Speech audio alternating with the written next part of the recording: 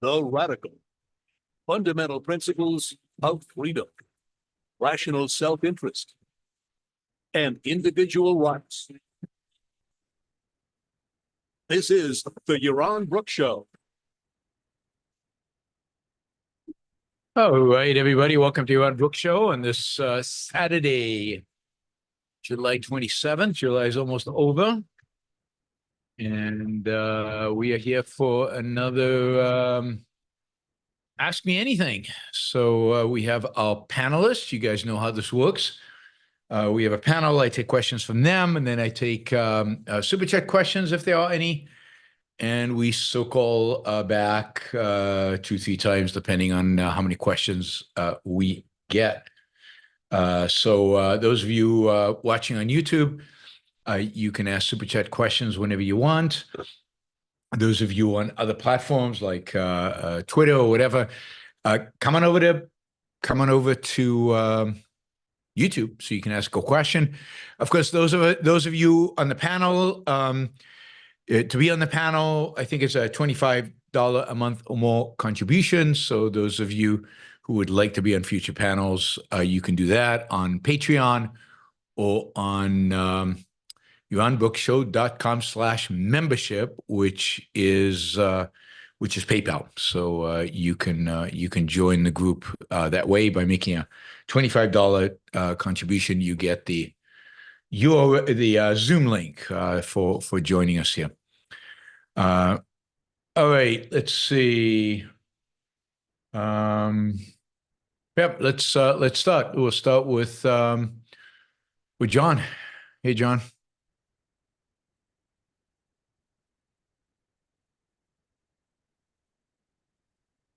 Oh, you're gonna unmute. Yeah, there we go. There you Hey, go. Ron. Thanks again for all that you do the last month. Powerful sessions of and all that's going on in the world. I appreciate that. Thank you.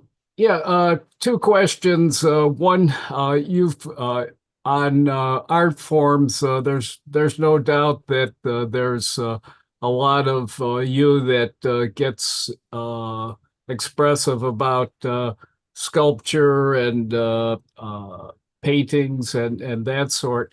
And I was thinking back, I don't think I've heard you speak much of live theater. And I've been touched by live theater. I feel more so than some of the art forms. And I'm wondering if, what your reactions to live theater is. Are there some things that really stand out to you that evoke tremendous emotion?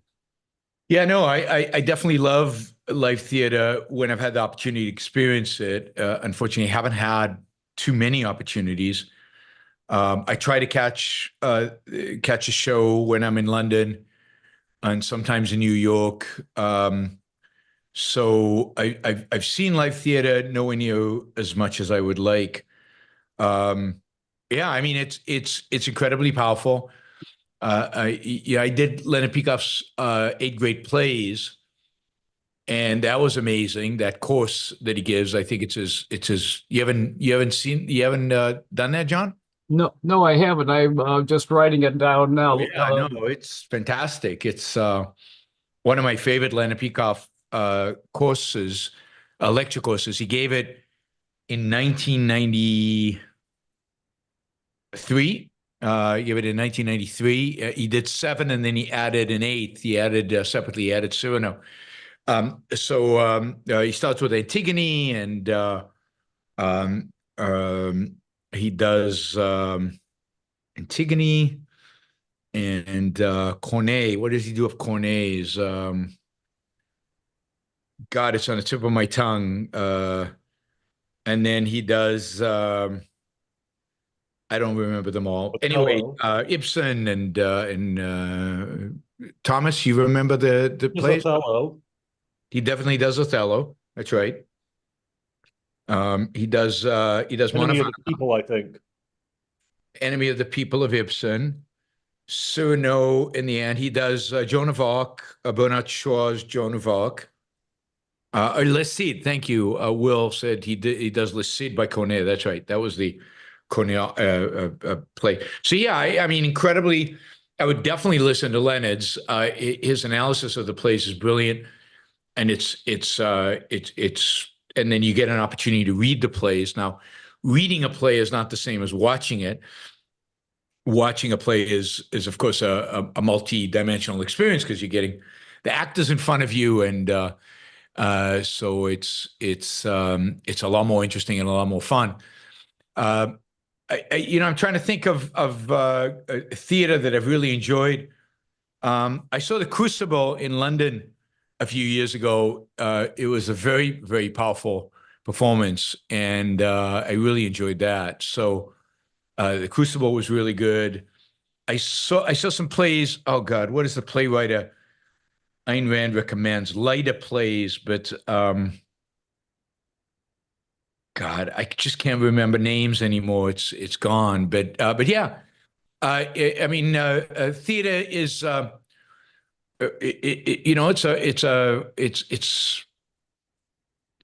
it's more literary. It doesn't have the music that opera has, but it has more in-depth dialogue, and usually the stories are more intense and more interesting. So you have to get the emotion from the story. I have watched Hamilton. I did see Hamilton twice. Once in LA and once in Puerto Rico. But unfortunately, I just haven't had. I saw Manavana, that an objectivist put on a performance of Manavana. I've seen. Yeah, I can't remember now. Okay. So really enjoy it. Really great. Oh, I've seen Othello. I saw Othello in London with really.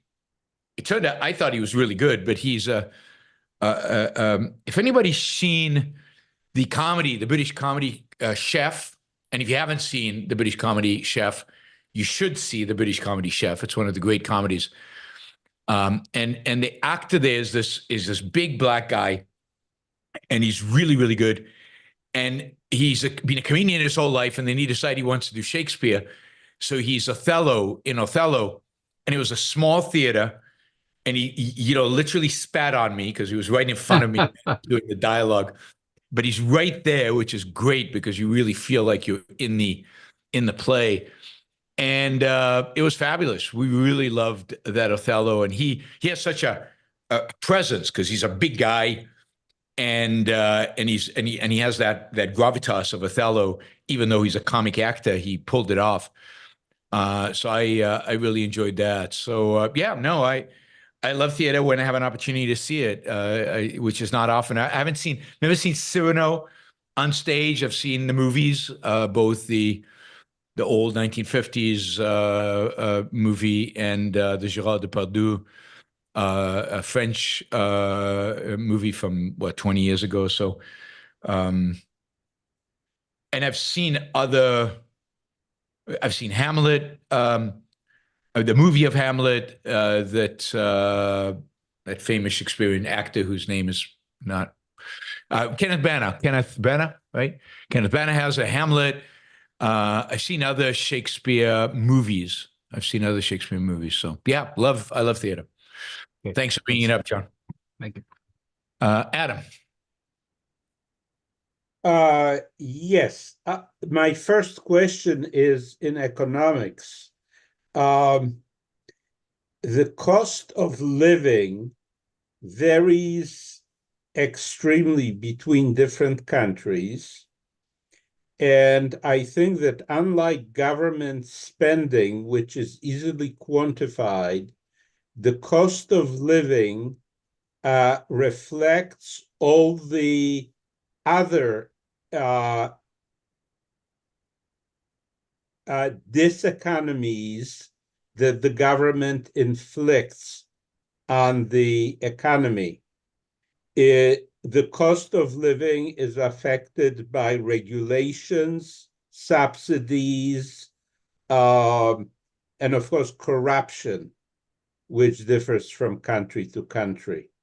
And the highest cost of living in the world is in Israel, where, as you know, several members of the government, including the prime minister, are under criminal indictments, and they will be arrested the moment they leave power.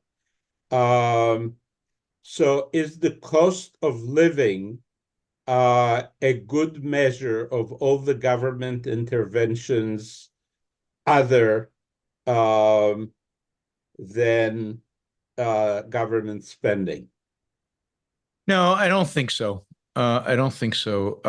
I think there are other factors. There's a lot of factors that go into it. Now, if you count zoning and restrictions on building, so real estate prices go up. But think about the cost of living.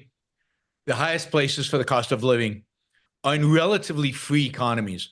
So if we think about Tokyo, New York, London, Tel Aviv, yes, in all those places there's corruption, and Tel Aviv's no more the highest cost of living because it's come down quite a bit since, particularly with the war, because demand, of course, has gone down.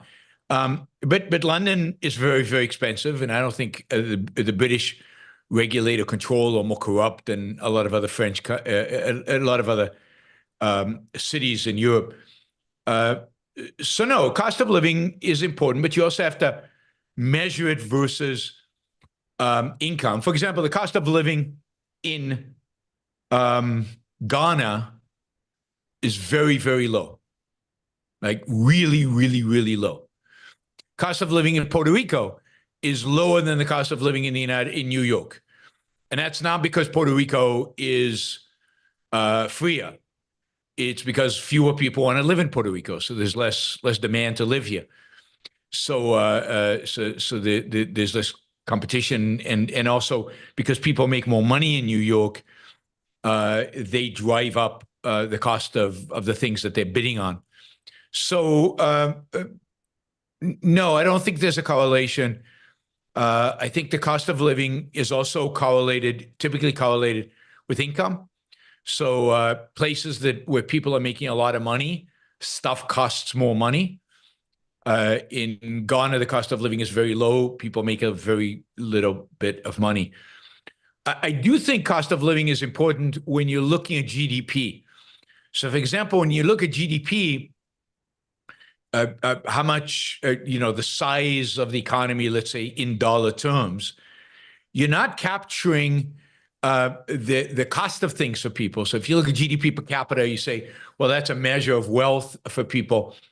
But it really needs to be adjusted for the differences in cost of living. And there is such an adjustment. If you look it up, you can find GDP, and then they have a PPP. And I can't remember what the PPP stands for, but it's basically an adjustment for the cost of living, purchasing price parity. So what they're trying to do is equate the cost across the two economies so that you can compare them, adjusted for cost of living. And if you look at that, you can see that, who are the richest countries in the world.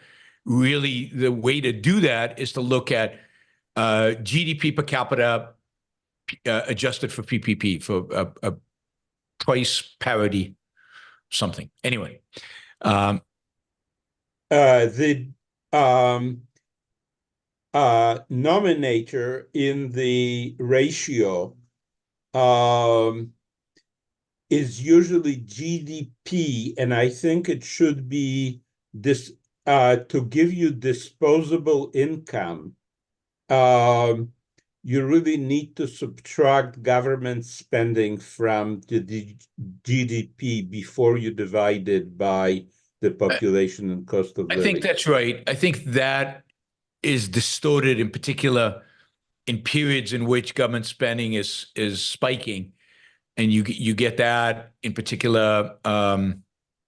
During war. So, for example, the GDP of Russia right now is going up, but the standard of living, quality of life of Russians is going down dramatically. And GDP can't capture that downward movement because it captures government spending, as Adam just said. So GDP is basically government spending plus personal spending. and government spending to really capture what's going on with individuals, you've got to subtract out personal spending, government spending, so that you get personal disposable income. All right, thank you, Adam. Let's see. Amlan. Hey, Yaron, can you hear me okay? Yeah, Yeah. fine. So this is a kind of a broader question, and I know you might have touched on this in some of your Rules for Life episodes, but one of the things I find, and I wonder if other objectivists find this, is that in many ways, yes, objectivism is really good for us and, to lead a happy life. However, I find that there are times where, because I know what I know, that I'm more frustrated about things than people who are kind of blissful in ignorance. And I'll give it, the case has come up for me personally, I mean, many times, but, most recently because I need a medical procedure that in our beautiful Canadian system, I'm going to wait months for. And, just the whole hassle of getting it and how much, difficulty and time and effort is wasted. And just knowing that in a free market that this would be probably solved already, right? Yep. And probably at much less cost, and almost certainly at much less cost to me too, than what this is going to end up being if I take taxes and everything into account. Sure. So is there, how does one avoid that a little bit to say, and I actually would extrapolate this to so many problems that we have in the world that, and I think you've even said this, that most of the solutions are actually not that hard. Yep. Right. And the frustration that this creates of oh man, why do we put up with this crap when it's actually not that hard to solve? How does one get around? I don't think there's a way directly to get around it. Yeah. The reality is that knowledge brings with it both positive and short-term, if you will, negatives. Now, I'd rather know that there are other options and be frustrated by my inability to access them than not know there are other options and just be mindlessly following kind of what is happening around us. Right. But I think the frustration is inevitable. And it's real, right? Yeah. It's not made up. It's not. It's a frustration that is a consequence of bad human decisions out there, and that's super frustrating. It's not the same as if an earthquake happens or a hurricane happens. Yeah. And it's like, there really isn't anything anybody can do about this. No, these things, somebody can do something about. And it's quite possible we could do something about hurricanes too, but put that aside. In a rational world, one wonders if we wouldn't be shifting the hurricanes away from population. Yeah. Yes, I think that's part of the downside of living in the world in which we live today. But I think that the benefits of that knowledge far outweigh the negatives. For example, you might say, this procedure is important enough that I am going to get on a plane or I'm going to drive to the Mayo Clinic. And given the U.S. system, they're probably better, faster, and there are ways in which I can get around this, right? So whereas an average Canadian might just be, well, this is the way the system is. I'll just stand in line and wait. Right. And you might take the initiative and think, okay, there's a better system out there, somewhat better. I can jump the line. I can go and take advantage of that. Yeah. So, but the frustration about these things, there's just no way around it. I mean, somebody once asked me, I think, what's the most frustrating thing about running the institute at the time or whatever? And I said the most frustrating thing in the world is knowing you can fix all the world's problems and yet nobody's listening. It's frustrating. All right. Well, I guess we can share the frustrations, and that'll be our solace in this. And sometimes when I get angry on the show, I get, it's that, right? It's, what's going on in Israel was avoidable. All these things, people are dying. Yeah. Hundreds, thousands of people are dying for no reason. It's just infuriating. Yeah. Okay. Thanks. And there's no way around that other than to know that overall your knowledge is benefiting you, even though the world in many respects, in important respects, sucks, and it just does. Yeah. No, I completely agree on that. I mean, I have friends and many relatives and stuff. I can see how ignorant they are about how things could be better. Yeah. And I don't want to be like that. But sometimes I'm a little bit envious of their They're bliss. ignorance is bliss. Yeah. So great. Thanks, Yaron. Yeah, luckily in the US, I mean, everything's expensive in the US, but healthcare, usually when you need a procedure, you can get it Yeah. on timetable. So Yeah. I need something done on my shoulder. It's basically, it's whenever I'm free and my surgeon's free and we get it done. There's no, the insurance company, I think, approved it within less than 24 hours. So Wow. that was easy to do. Yeah. Well, unfortunately, it's such a sacred cow here that ain't changing anytime soon. Like I know. Yeah. I lived in Israel with socialized medicine, and so I was really sick. I was young, but my father was a doctor. Yeah. And the reality is that when one of his patients was really sick and they had money, they'd get on a plane and fly to the US. I mean, and my dad would help them do what they needed to do to get into the best place in the US and get treated. Right. And that will potentially all go away. Yeah. Is the your own frustration, the one little bit of freedom we have, is under threat, a real threat. Yeah. All right, Steve. Thank you. Thanks, Len. So yesterday you were talking about sacrifice, and specifically with like religion, I feel like a lot of them don't hold it the same way you describe it. They hold it more in the investment sense of the word. So even though like you and I both know that they're investing in nothing, like they either don't know or don't want to know that. And it feels a little bit like almost like a Ponzi scheme in a way, where you could say that like Bernie's investors were actually just sacrificing for him. They just didn't know it. Yeah. I guess, what are your thoughts on that? Well, I mean, I think the big difference is Bernie's investors had a means by which to evaluate whether their, as Jordan Peterson would put it, hope or expectations were true or not. Now, they were lied to and deceived, just like I think religion does. So there's a sense in which they ultimately sacrificed. But, a lot of people didn't invest with Bernie for a reason, because they saw through it and they had the means to see through it. Just like a lot of us don't sacrifice for the sake of an afterlife that we see through, which is a scam. So it is a pyramid scheme. Look,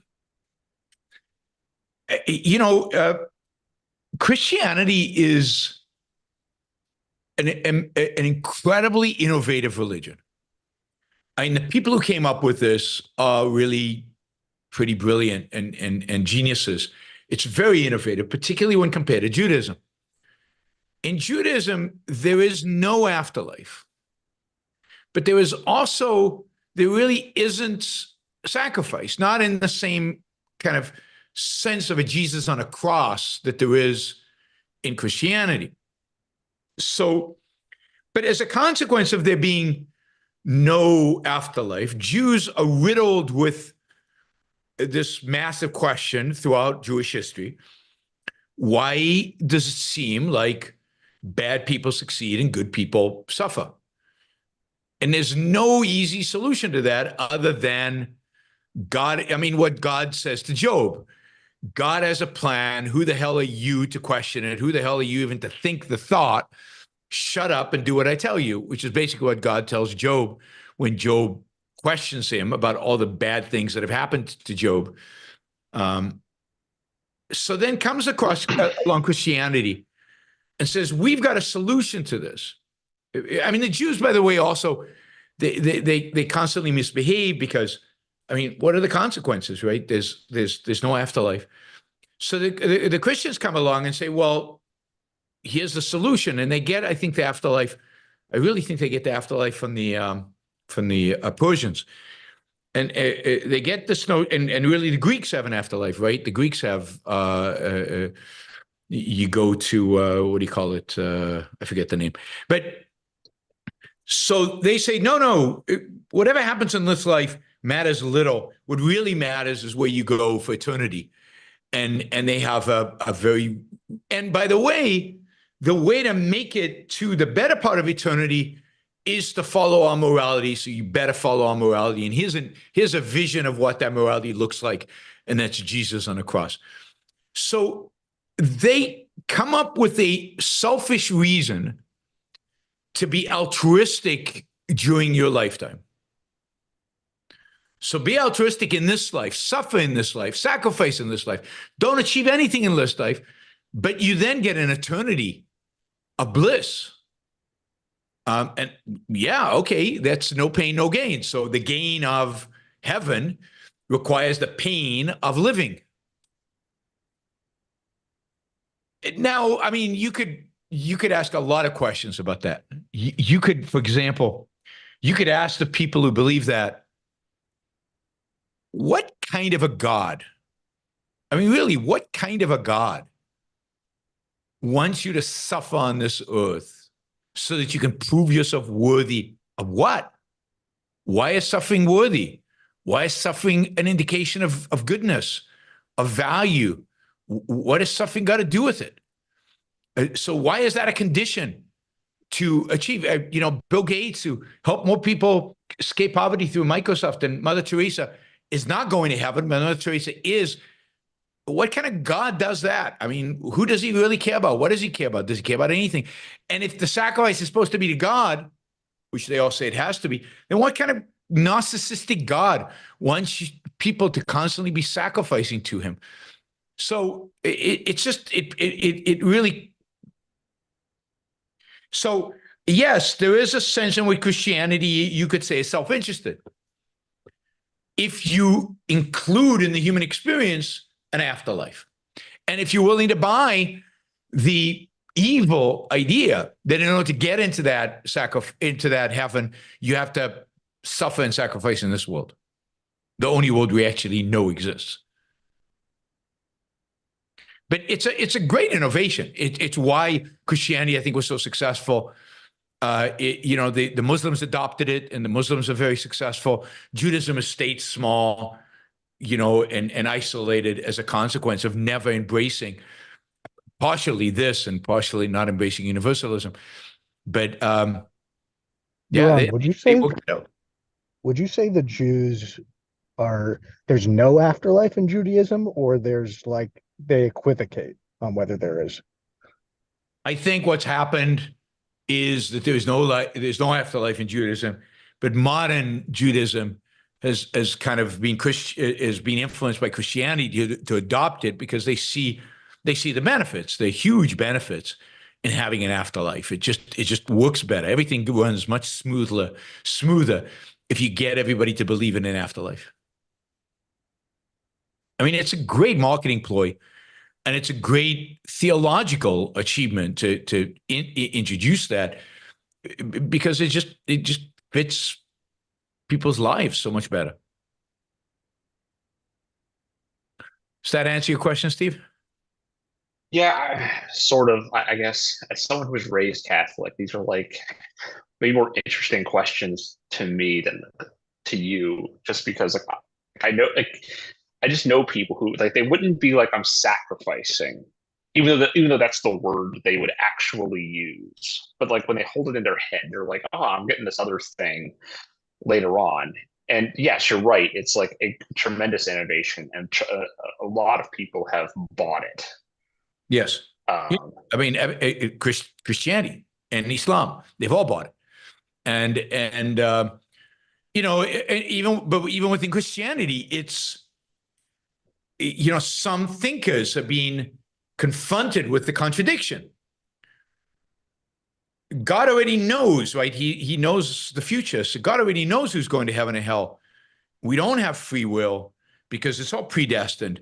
So why should I? So that's Augustine, that's Luther, that's Calvin. And it's a huge debate within the church. Do you have free will? Most Catholics say yes. That's more of the Thomas Aquinas view. But a lot say no. And certainly, certainly the Protestants, the original Protestants said no. So yes, I mean, it's an interesting question psychologically how to hold it. But I don't think, this is why, I sometimes get asked, Yaron, can objectivism, in order for objectivism to win, does it have to, in a sense, kill religion? And the answer is yes. Yeah, I could just I The guess is you can't win, you can't override, you can't just layer it on religion. It replaces religion. Religion has to die. This is why I think once you realize that, it also gives you a little perspective of how difficult it's going to be, right? How long of a process and how difficult it's going to be. yes, and I think you've convinced me over time that all these little skirmishes that are going on right now, whatever Trump or Biden is doing is so inconsequential when people don't have an orientation toward reality. If you can believe in a made up guy in the sky, we have bigger problems. So yes. Thank you. Yes, I absolutely. And if you believe in a little guy in the sky, why not believe in a big chunky guy right here on earth and do it as his messenger and do what he tells you? It's that epistemology, the epistemology of believing in the guy in the sky, when taken seriously, is a authoritarian epistemology, and it translates ultimately into authoritarianism right here on earth. Yeah. All right. Let's see, Ryan. Hi, Yaron. I'm going with politics today. Sorry about that. Right. I was thinking about Harris's chances of actually pulling out a victory later this year, and it occurred to me that if it was my choice, she would come out and strongly denounce the crazy left, basically say that people who violently protest are not part of the party, include the Hamas supporters, basically throw them out, and really pivot towards the center and Republicans who don't want to vote Trump. I don't think her voter base would actually be diminished that much. And I think that she missed the opportunity to do that by showing up for Netanyahu's speech. She could have done it at that time. And I think it's the only way she could possibly win. And I wanted to get your thoughts on that. I think she's going to try and have it both ways and basically lose badly. So. Yes, I think that's probably right. She has, her entire career, she has, maybe governed or acted from the center, except as a senator. She was pretty bad as a senator, but and particularly when she ran for president. But she runs for election. She's always run for elections from the left. In 2020, she ran way to the left of Biden. Even when she ran for Attorney General of California, she ran way to the left of how she actually executed her job. So I think she's comfortable running on the left. We'll see what happens. I mean, now I hear that she might be thinking about Pete Buttigieg, his name is, the Secretary of Transportation, as a running mate. I think that would be a horrible mistake.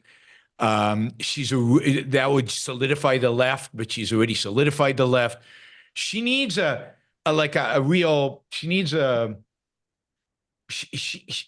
she needs a kind of a strong centrist, like the governor of Pennsylvania or of North Carolina or of Kentucky or the senator from Arizona. I think to get Mayor Pete would be a huge mistake. But look, it's always surprising to me, but politicians are not smart. They're just not. I've met them. I've been in their offices in the Senate, the House of Representatives, and they're just not smart. Now I don't know. JD Vance has a very high IQ, and I'm sure, a lot of them have very high IQs, but they're not worldly smart, and they're not so who knows what she'll do. Where are these party strategists that are supposed to hide them? And if she was a pragmatist in shifting hard to the left in past elections, then she should be a pragmatist today and go where the votes are. But I mean, if she was smart, she would hire James Carville. Remember James Carville? He got Bill Clinton elected. I don't know. He's probably 90 years old, but he's still sharp, and he's still got that ridiculous accent that I think he plays up. I don't know if it's a Louisiana accent. It's a Southern accent that he uses as a shtick, and he gets politics. And I disagree with him on everything of substance, but in terms of politics, the guy knows what he does, and he said. They have to run in the center. They have to, he's advised on who she should pick as VP. She should listen to him. He's good. He's the guy who coined in 1992 when Clinton ran against Bush. He was the guy who came up with "It's the economy, stupid," and that became the phrase. And even though the economy turned around and started doing well just before the election, it was too late, and everybody associated Bush with the recession of 91, and it didn't matter that the economy was out of the recession already. They voted for Clinton on the economy, and that's where we are today. Thank you. Frank says James Carville was on Firing Line last night. I don't even know what Firing Line is. I assume it's a TV show, which I don't watch. But I don't watch any TV. Stop watching TV news, people. Why are you wasting your life? It really is a waste. Every second you watch TV news, brain cells die in your brain. It's just of no value. And it's just upsetting. It's just should piss you off, and does me. All right, Thomas.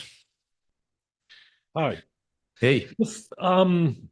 If Harris were to win, do you think that would spur Israel to more urgent action because she's more anti-Israel than Biden? Do you think that would get them any more on the ball? Is it need to finish the job before she became president? I don't think so. I mean, I really think that most of what's happening in Israel is driven by Israeli politics and internal challenges than it is from the outside. I think that Netanyahu has just always prosecuted these kind of wars very cautiously and very slowly. His opposition on the left is quite strong right now. It's not really left, but it doesn't like him, so he has to be careful. The people who want him to be more aggressive, like, are wackos, are real wackos of the right, the religious nuts. The Orthodox Jews? Well, the Orthodox, not the ultra-Orthodox, right?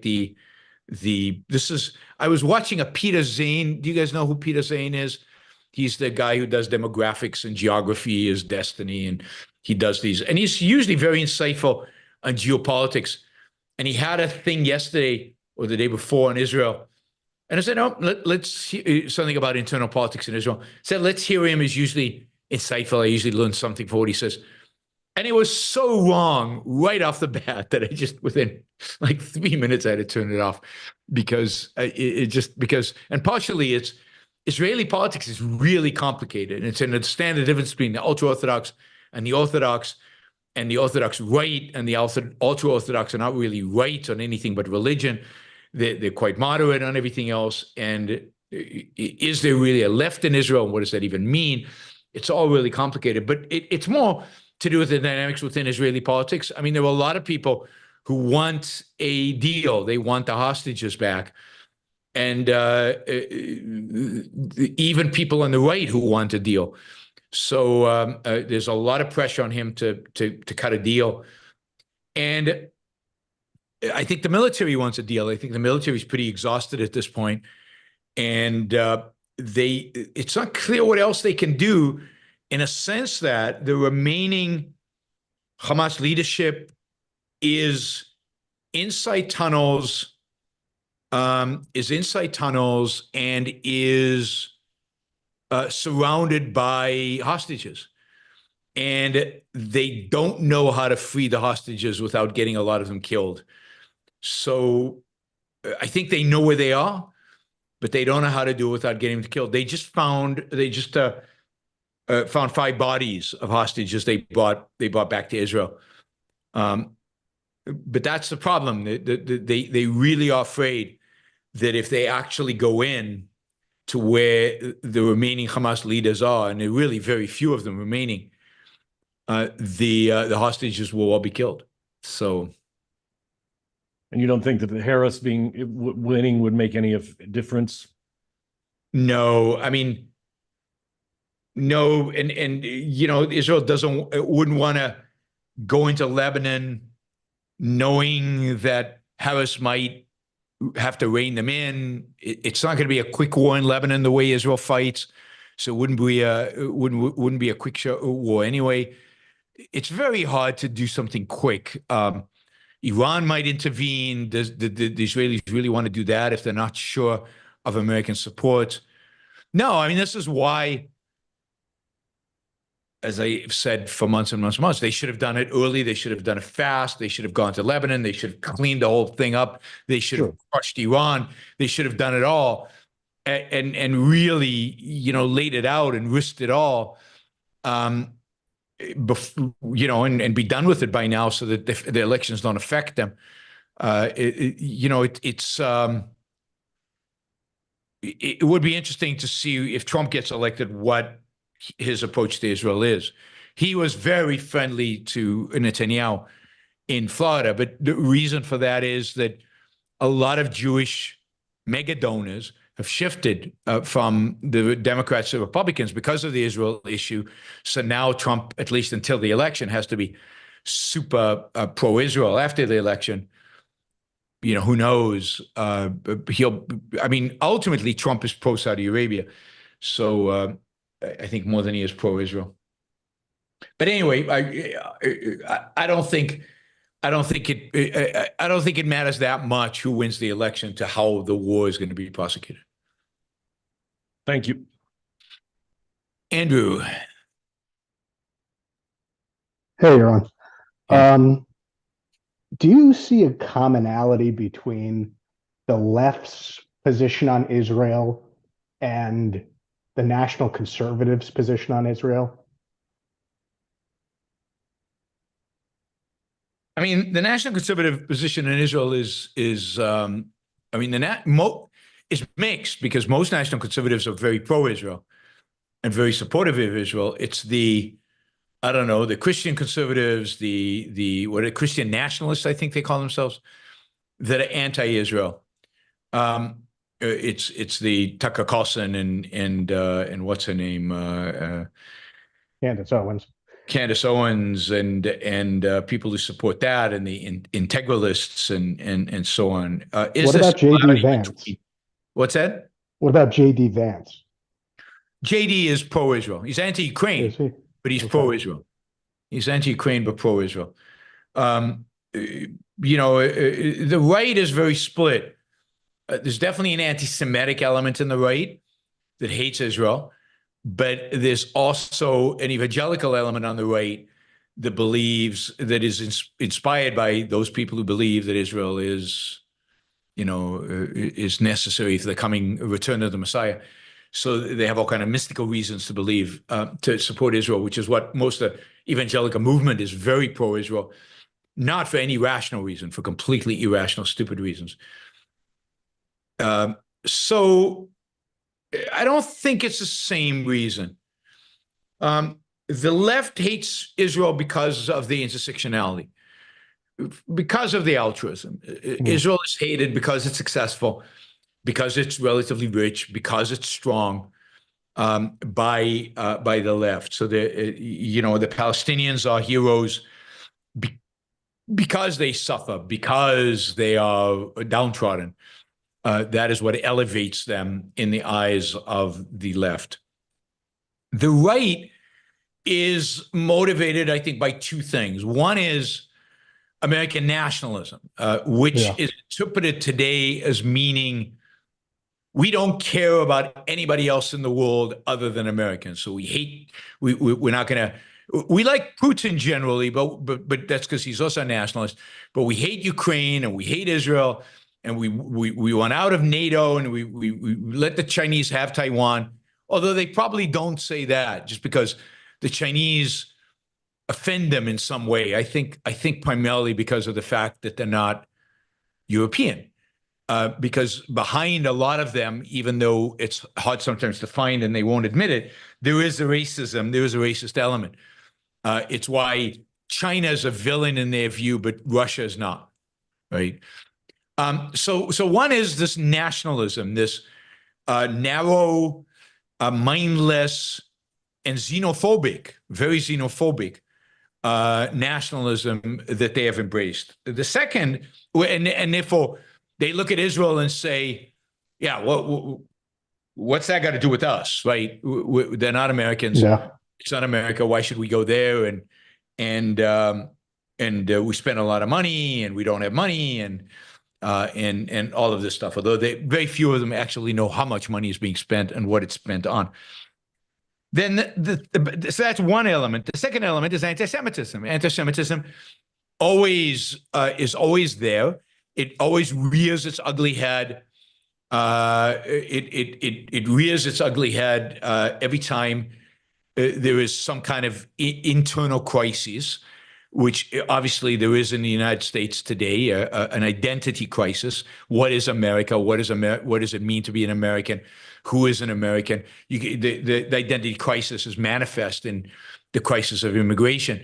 But it always manifests itself usually manifests itself also in anti-Semitism. Jews are the ultimate other. Yeah. The ultimate other that throughout all of history have been blamed for whatever problems they are. Now, America has lots of others, so it's less desperate to be anti-Semitic. So we've got immigrants, we've got Mexicans, we've got Chinese. We've also got the elites. So there's a whole series of others that we've got all sorts of groups be xenophobic. All sorts of groups that we can define as other, because we have so many groups within the country, so that we don't have to resort to anti-Semitism necessarily. But when those people start doing it, anti-Semitism always is in the background. So those two things are driving the right. Now the left has become anti-Semitic again. For a different reason, though. The right is anti-Semitic for all the old reasons. The right, that Jews are different, conspiracy theories, they kill Jesus, they're different than us. They have what is this? Why don't they worship Jesus? How come they don't do that? The left is anti-Semitic because of intersectionality. Yeah. That is because the Jews are successful and rich and seem at the top of the pyramid from their perspective. That's really excellent analysis. Thank you. Sure. All right, Eric. Eric joined us late. Yeah, sorry about that. No problem. I was actually going to ask you about your thoughts on Kamala Harris's equity statements, but I actually wanted to push back because you were saying that on one thing you said, which was you didn't think it really mattered who would win the election as far as like Israel goes. But my thoughts on that are that Kamala Harris is severely anti-Israel and has shown herself to be one of their useful idiots. Yahya Sinwar was saying that basically they televise and make sure they want the Palestinians killed so they can televise it and then use it because they know the American leftists are going to go and basically make head with it against Israel. So, yeah, of course. I mean, they are the useful idiots of Hamas and Iran. There's no question. Here's the thing about Kamala Harris. And, you guys might disagree, and, that's fine. But my assessment is Kamala Harris doesn't actually believe in anything. She really doesn't. She's a middle of the road, and she'll adapt. She adapts to circumstances. She'll get on the equity bandwagon when she thinks that's the hot issue and that's what's going to differentiate her from the rest. And again, if you look at her career going back to being mayor of San Francisco, she talks the talk of the radical left and then governs, or isn't it, district attorneys are not governing technically, but governs from the center, from what'll get her reelected, what is practical for her at the time. She's a complete pragmatist. She doesn't believe in anything. And I think her attitude towards Israel will ultimately be the same. Look, Obama was super anti-Israel. Did that really change in terms of his how he governed vis-a-vis Israel when he was president? They all govern about the same. Trump was a little bit more pro-Israel during his first term, something I'm not convinced will sustain during the second, but during his first term, he was quite pro-Israel. He had a Jewish son-in-law who was part of the administration, and he, a lot of right-wing Jews were influential in his campaign and his government. And Biden is historically kind of centrist, somewhat pro-Israel, but it hasn't really mattered. If you go back since Nixon, it doesn't matter who's been president. They all restrain Israel from using force. They all stop Israel from winning. They all use the supply of weapons to blackmail Israel into doing what they want them to do. And they all veto bad propositions in the UN, and they all pat Israel on the back when they need to, and they give them the weapons ultimately, or in the big picture of things for other reasons. I just don't think there's a big difference. If Trump is like the first term, then yeah, he'd be better for Israel. But I'm not sure what that translates into. Is Trump going to say to Israel, yeah, go to Lebanon, kick the Hezbollah's butt, destroy them? No, he's not going to do it. And his advisors won't let him, and lots of other people won't let him. And he doesn't, Trump doesn't care about Israel. Israel's a tool, and he'll be pro-Israel if he thinks that'll get people on his side, and be anti-Israel if he thinks that is better for people to like him. I don't know if you heard him today. He said today, I mean, I know what he means, but he said today at a rally, he said, please vote for me. Everybody go out and vote. You need to vote for me because I'm going to fix it. I'm going to fix it so good that you won't have to vote again in 4 years. You won't have to, he repeated, you won't have to vote again in 4 years.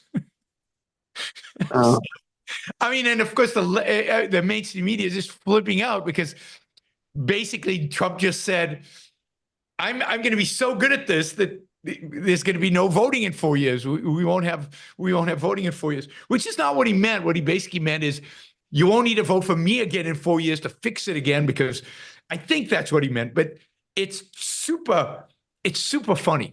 It's super funny. But is it scary? It's scary that he's 78 years old and his mind is also not there, and his mind was never completely there. And everybody makes fun of Biden being old, but Trump is old too. And he's got energy, but his mind, given that it's never been super sharp, is not sharp, particularly in these rallies where he's just speaking off the cuff. He doesn't know what he's saying. So my only reason for thinking Trump would make a big difference in Israel is if they do have to go through this negotiation, they're not just going to finish the job and just eliminate Hamas. I just thought, from the standpoint of that, like, they know Kamala Harris is a useful idiot. So my thought process is that just gives Hamas a more position of strength because they know she's going to cater probably to whatever they say. Whereas Trump's he's a loose cannon.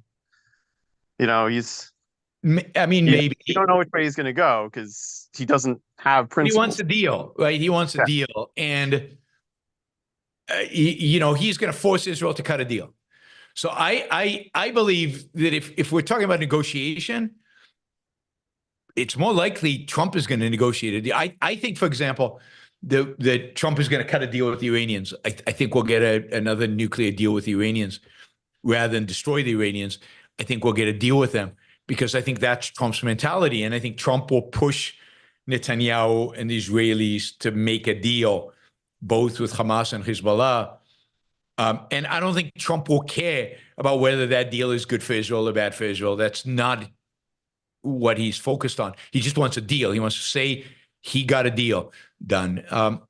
Even though he embargoed him the first time? America, no matter who wins, though, I just don't think there'll be a big difference. But yeah, I mean, particularly if Trump is like he was in the first round, he'll be very supportive of Israel in a way that Kamala won't be. And that's one issue where, yeah, she's really bad on, or at least the things that she said, she's really been bad on. All right, thank you. All right. If you guys on the chat want to ask me questions, make comments, suggestions, whatever, Super Chat is how you do that. It's not by asking questions in the chat, not by commenting on the chat. Use the Super Chat feature. You can say whatever you want. You can ask whatever you want. You can comment whatever you want. I'll actually read it out loud, but that is where you get. If I start answering all your questions, that's not fair for the people who actually put money behind their questions. Dave, $50. Thank you, Dave. Really appreciate it. What's great about these new healthcare systems like Forward and Solis is they show the public waiting for hours at the doctor's office doesn't have to be that way, the way it is. Once you're out of a government-controlled sphere, healthcare is great. Yeah, I mean, you still need insurance, and I hope that people at Forward tell you that, because if you go to the hospital, if you have surgery or if there's something like that, that's 6 figures. It's going to cost you a lot of money unless you can self-insure, and cancer treatment is going to cost you a fortune, and all of that. But then what you need is catastrophic health insurance. But yes, I've been using concierge doctors for a very long time. I mean, going back to I don't know, 15 years probably, I've been using concierge doctors. A concierge doctor, you make an appointment, they're right there. They organize they arrange for a specialist, and everything is arranged, and it works great. And the system I have today, while I wait at the doctors because it's Puerto Rico. And in Puerto Rico, waiting is just part of the culture here. I have concierge services everywhere I go, and this is available pretty much everywhere in the United States today. Is you can get a concierge doctor, but don't forget to also get a catastrophic health insurance plan, because you do not want to land up in a hospital without insurance. I mean, I saw the bill that the hospital sent my insurance company for my back surgery, and it was way, way, way into the 6 figures. Now, I don't think that was actually what was paid, because they have this funny thing where they bill a certain amount, but then the insurance company only pays a fraction of that. But even what they paid was well into the 6 figures. So you do not want to have to pay that out of pocket. You want to be able to have an insurance plan that'll cover that. Not your average algorithm. How important is it to be acknowledged for your contributions, to be seen, to be valued? Is this a matter of justice or second-handedness? Well, I mean, it depends on your motivation, right? If the motivation is because I gain value from other people seeing what I've done, I get stature, I gain stature, then it's second-handedness. But if what you are gaining is recognition, a sense of justice, a sense of visibility. I think visibility is very important in human relationships, both intimate relationships, love, friendship, but also more broadly. Then it's a valid. It's completely valid, psychologically valid, and in every sense valid. It really depends on your motivation, why you want the recognition, right? And you can tell sometimes with people, because people who are desperate for the recognition are almost always second-handed. People who the recognition is good because it provides visibility, they're fine if they don't get the recognition. But if they get the recognition, it adds. It's definitely an added value, because they get that sense of justice and that sense of visibility. All right. James, Harry Binswanger said there is no such thing as overthinking. It's non-thinking, which makes sense to me. Being neurotic isn't thinking. It's a low self-esteem manifested in not trusting your own mind the first time. I mean, I don't know. I can think of cases where I don't think it's related to self-esteem. I think the idea of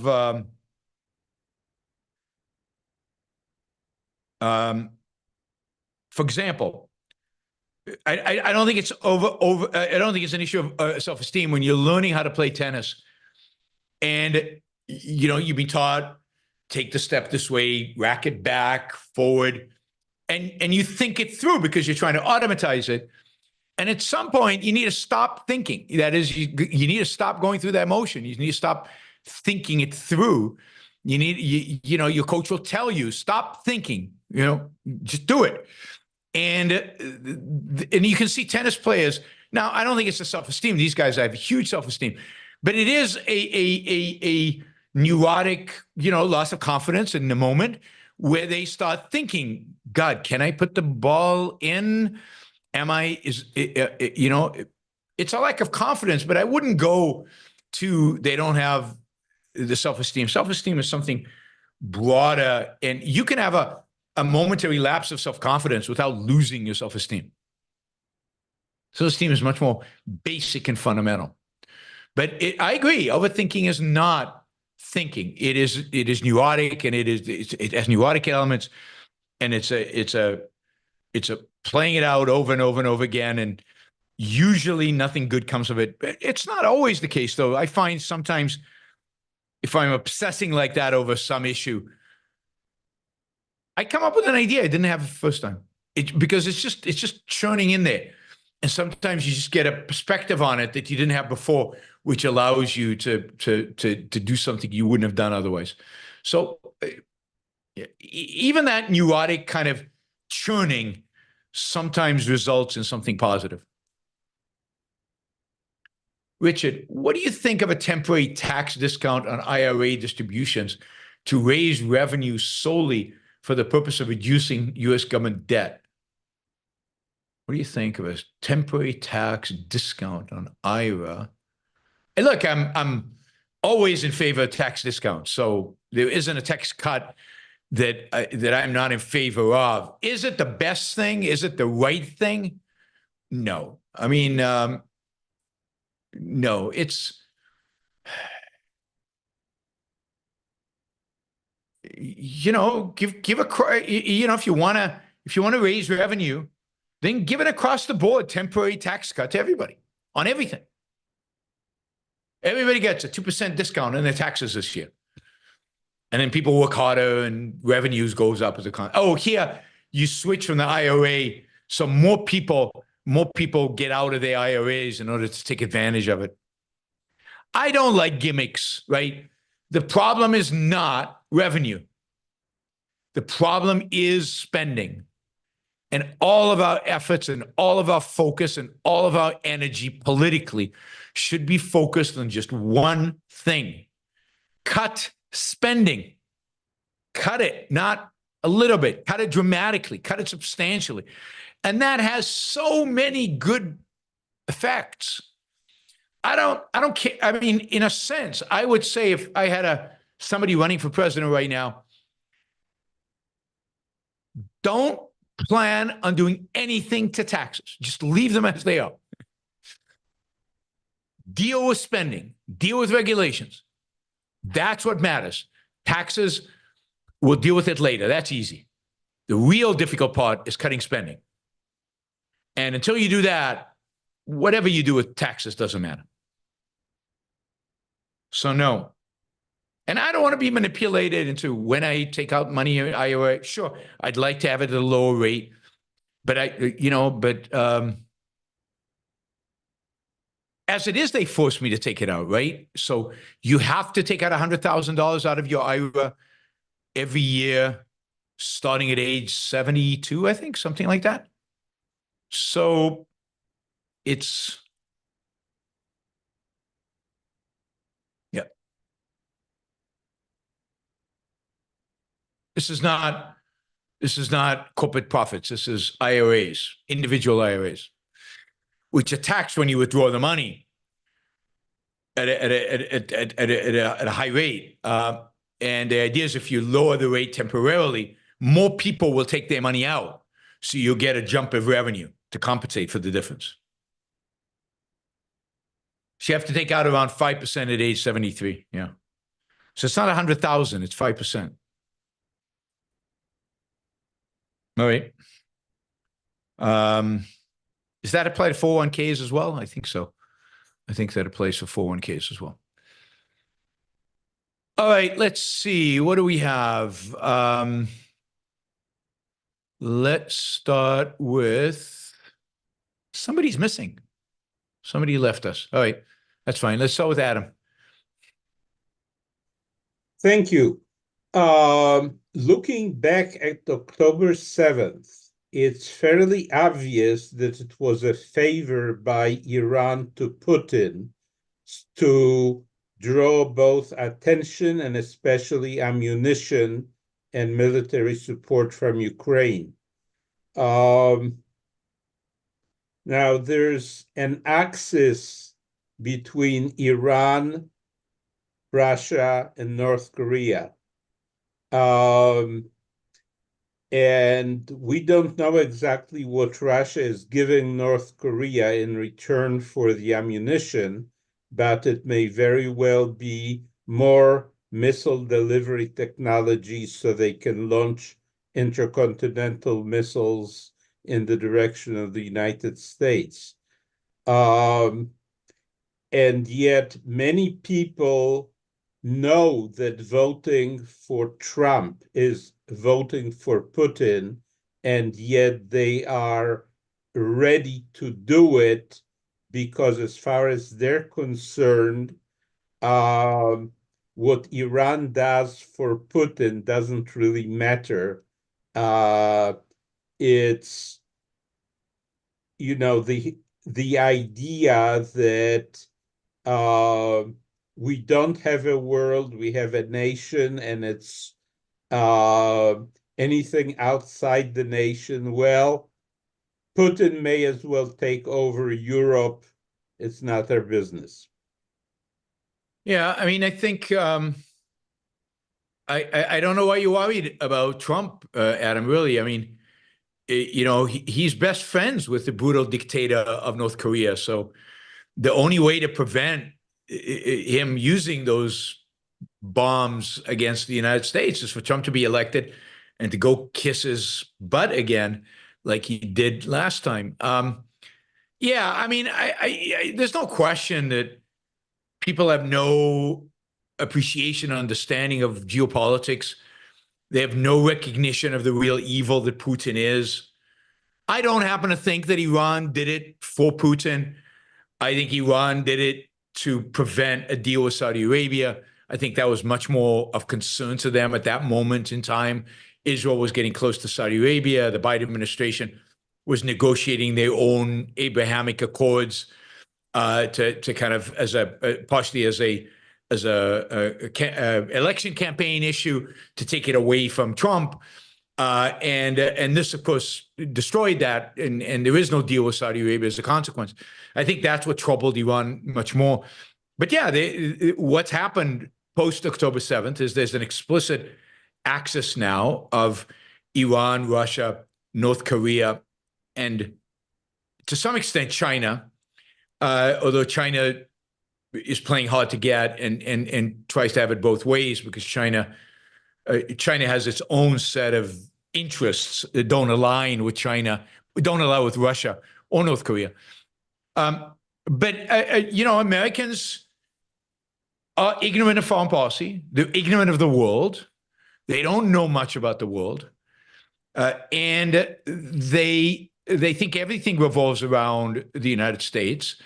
They've, since 9/11 is the only time the United States was attacked on its own land since, what, 1812 or something like that. So they feel pretty insular from actual attack. 9/11, they're convinced there's some conspiracy. I mean, a lot of them, some conspiracy theory, never happen again, can't happen again. and they basically don't really care.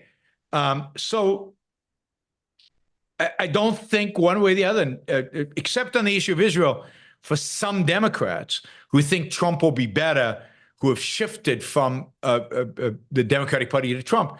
I don't think foreign policy is going to be the issue in this election. I don't think people care enough about foreign policy about it now. And there are quite a few people who believe that Trump, because he's unpredictable, is going to be stronger vis-a-vis Russia and North Korea and all these guys because they'll worry about his unpredictability. I don't think that's true. I think nobody's afraid of Trump, certainly not people who've engaged with him. I don't think Xi's afraid of him. I don't think Putin's afraid of him. And I certainly don't think North Korea's afraid of him. But it's not an issue in the election. The real issue in the election is domestic policy, and a lot of that is focused on the economy, but also on woke and anti-woke left. And this is why if Kamala wants to win, she has to distance herself from the woke left as much as she can. Amlan. Thank you, Adam. Yeah. So I have a little bit more tactical question here on domestic law. Should it apply to companies from that country that operate elsewhere? I'm thinking specifically things like anti-bribery laws, and there's the whole Lockheed scandal back in the 70s or 80s, yep, whatever that was, and I think a whole bunch of laws came out of that. So that is that valid law, or should it just be okay? You follow the law within your own country, and obviously in a free society there'd be very, very little law to follow. Yeah. I don't know. It's a good question to ask one of our lawyers. I suspect that in the world in which we live, it's not valid, and it just places American companies at a huge disadvantage vis-a-vis lots of other countries that don't have those kind of laws, and that they just find other ways to bribe the officials. It might not be suitcase cash. It might be other favors that are granted in other different ways. I don't know. I don't think we should care, and we should deploy our resources to monitor how our companies behave in other countries, unless they're doing stuff that is just horrific, killing people, polluting, like insanely violating rights. But in some cultures, bakshish, which is the Turkish name for paying bribes, is just part of the culture. It's just part of how they do business. Not a good thing. It's a bad thing. But why should you not be able to engage in that? It's another cost of business. But I guess the like even in a free society, there would be rules against domestically bribing. Oh, absolutely. People. Absolutely. So, would it be valid to say, like, okay, if it's illegal here, then if you're a company that operates in our country, because you get the benefits of being, let's say, a U.S. company or whatever, then but why should we impose that constraint on them? How are we protecting the individual rights of Americans by doing that? Yeah. We're not. Right. Okay. So that's the standard. But then why would you say then it's like, for example, if in another country they're killing people, isn't that well, because a company, a corporation that's out there killing people, probably not good here either. They're probably, these are not good people. Right. There's something really wrong with these people.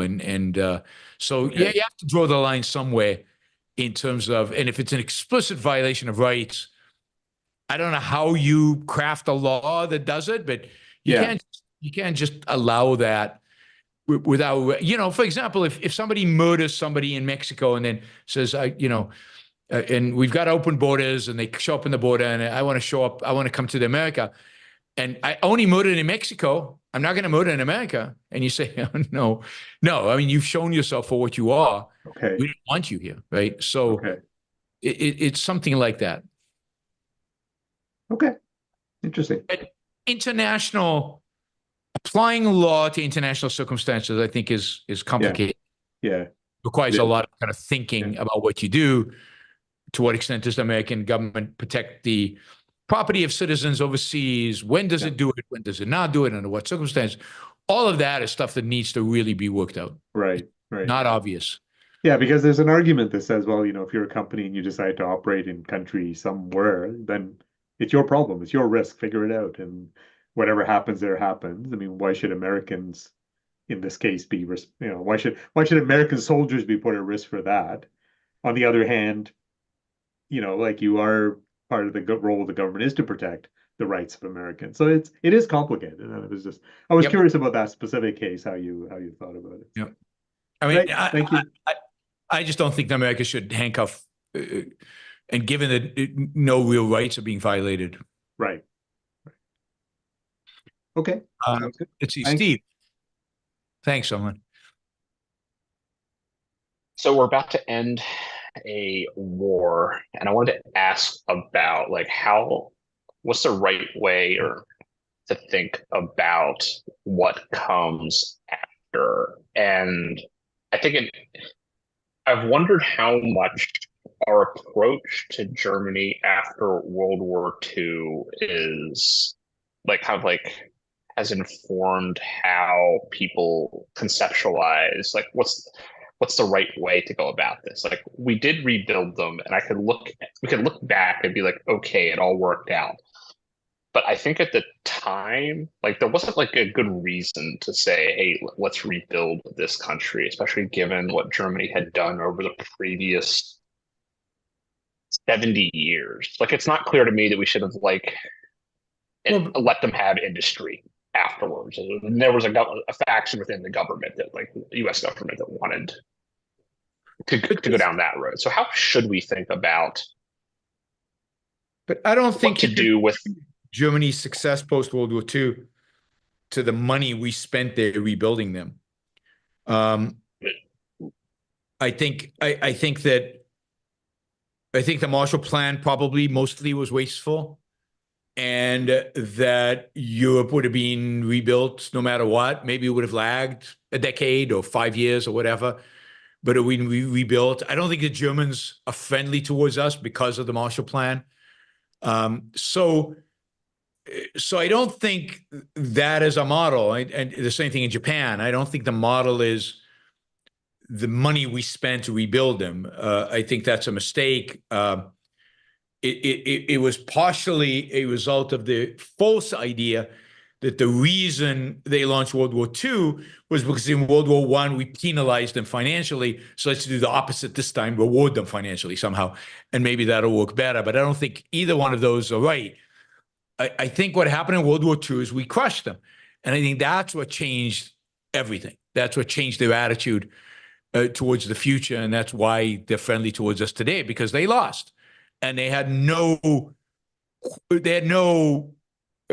no question mark about that. They lost versus World War I. They didn't quite lose. They didn't lose in a big enough way. It wasn't obvious to them that they had lost. So, so I think that's partially it. In terms of Gaza, I don't think Israel should rebuild Gaza. It's not Israel's responsibility. They don't have the money. It would be bizarre and ridiculous for Israel to rebuild the enemy state that brought them to the state of war. Others can. I think you will see a lot of the Arab countries, Qatar and UAE and Saudi Arabia, pour money into Gaza to rebuild it. I think what we can learn from World War II is not about the rebuilding. It's that the occupying armies in both Japan and Germany were very invested in the kind of system of government that came about afterwards.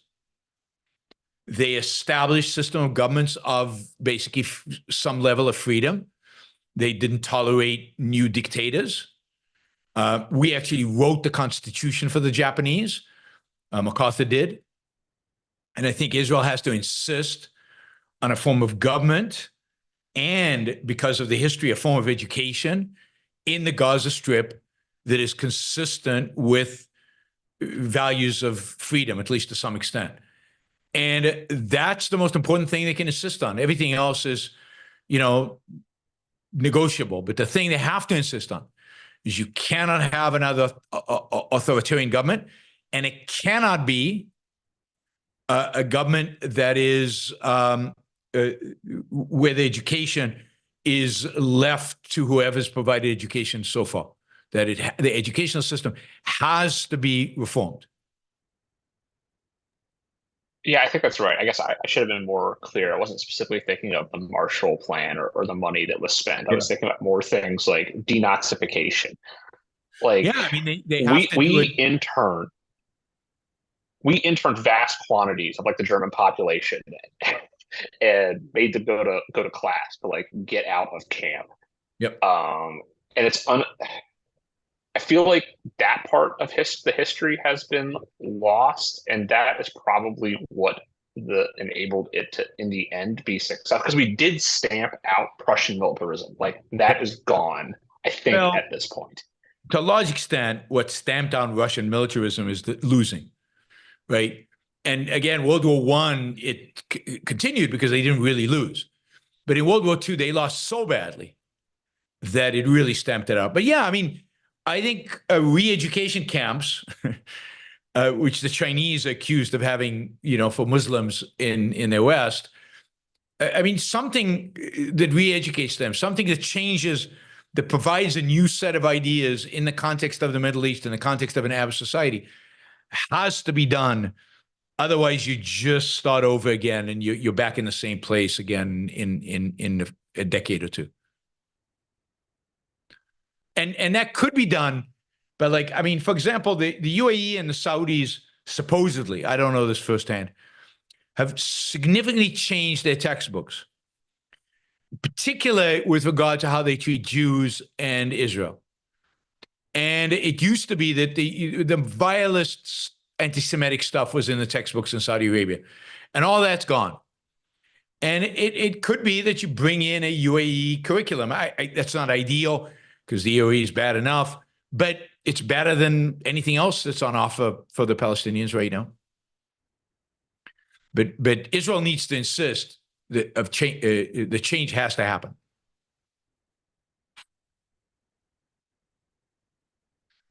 All right, let's see. We've got a new Scott on the chat. His name is John, and just following his chat, his comments a little bit, and he just is clueless. Eastern Europe, Scott with a new name? He says Eastern Europe is a poor hellhole. God, have you ever been to Eastern Europe, John? Have you been to Warsaw? Have you been to Krakow? Have you been to Kiev? I mean, Kiev before the war, but have you been to Prague? Been to Prague? Prague is a poor hellhole? Really? All right. Eric, this is typical of Americans who think they know the world. And